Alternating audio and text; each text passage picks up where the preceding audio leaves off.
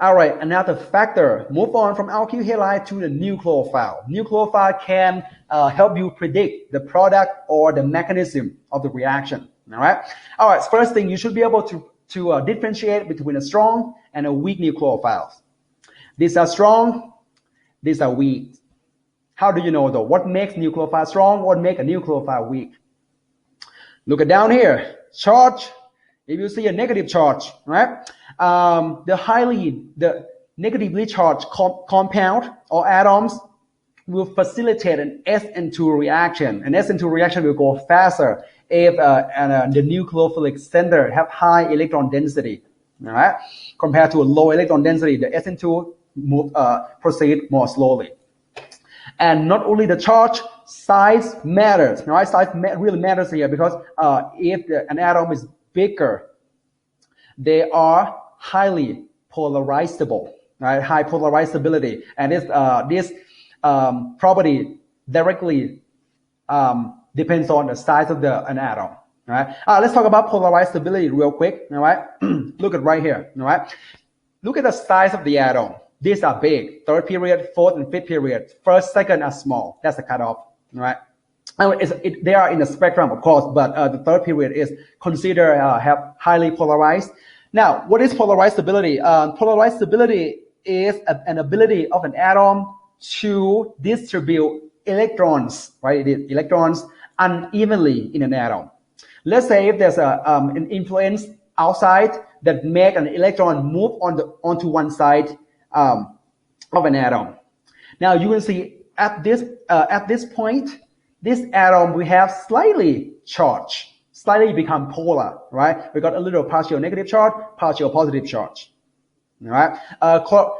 Chlorine, which is bigger, have more electrons than fluorine, more polarizable. So it got more charge because it got more electrons, right? Got higher, more negative charge on the right, more negative positive charge on the left. All right. Bromine is even larger than chlorine, got more electrons, more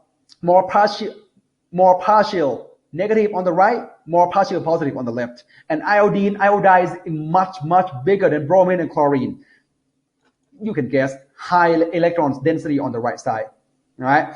And the higher electron density, the more it facilitates an Sn2 reaction.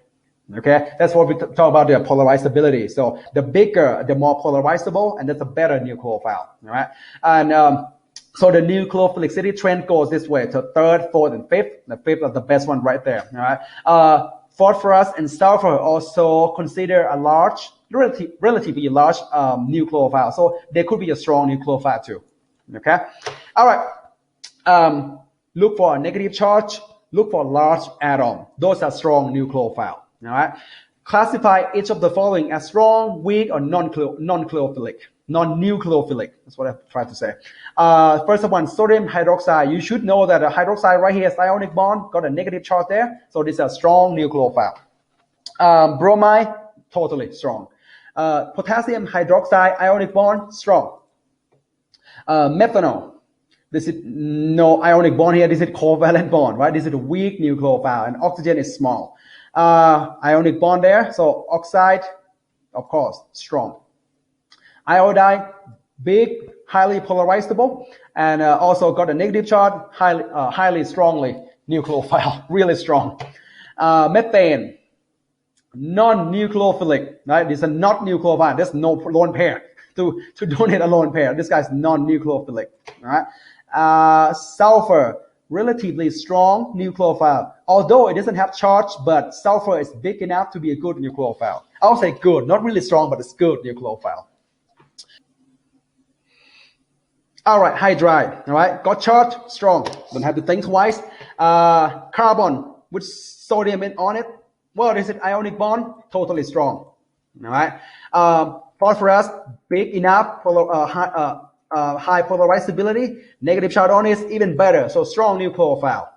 Phosphorus without a charge. Well, without a charge, kind of like not strong, kind of weak, but phosphorus is strong enough, like sulfur, same period. So considered to be a good nucleophile. I'll just put strong there, but it's all relative. Nothing really cut off strong or weak. They all are in the spectrum. All right. So phosphorus is a good nucleophile, but in this case, let's consider it's just strong.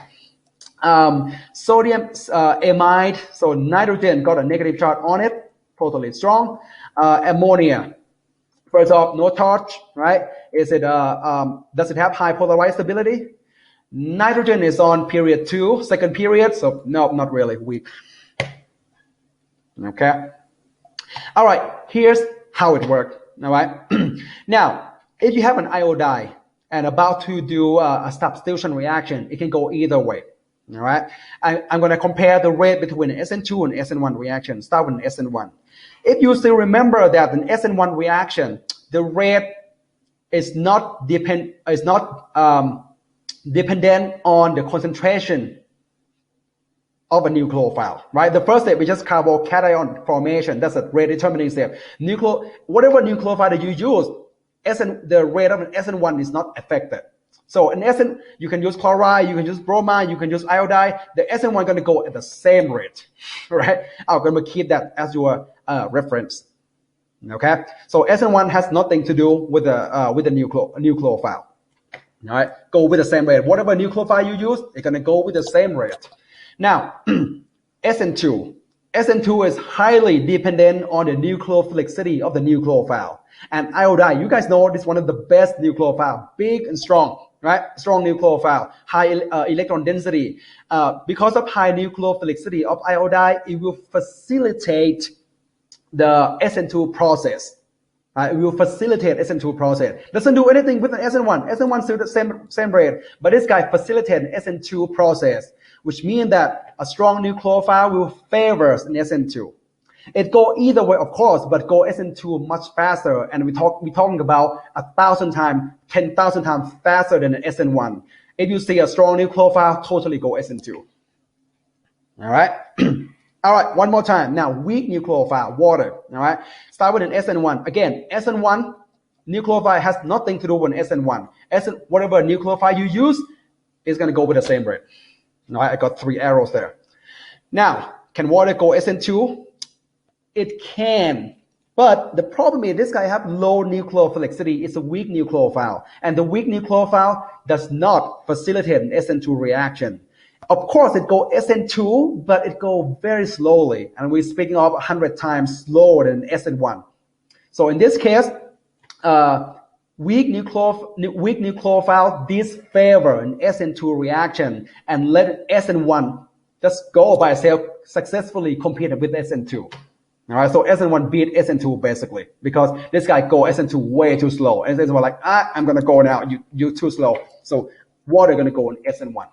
All right, we're speaking of like 100 times or more faster than an Sn2 reaction in this case. All right. So summary: if you see a strong nucleophile, favor Sn2. Weak nucleophiles disfavor Sn2. They don't favor Sn1. They just disfavor Sn2 and Sn1 competes successfully with Sn2. So weak nucleophile go Sn1, strong nucleophile go Sn2. That's my point. Okay. All right. We have class activity number 7. So question 1. Hold on. Question 2. Supposed to be question 2 down here. Okay. All right. We're going to go to the last factor, the solvent. Should be quick, this one.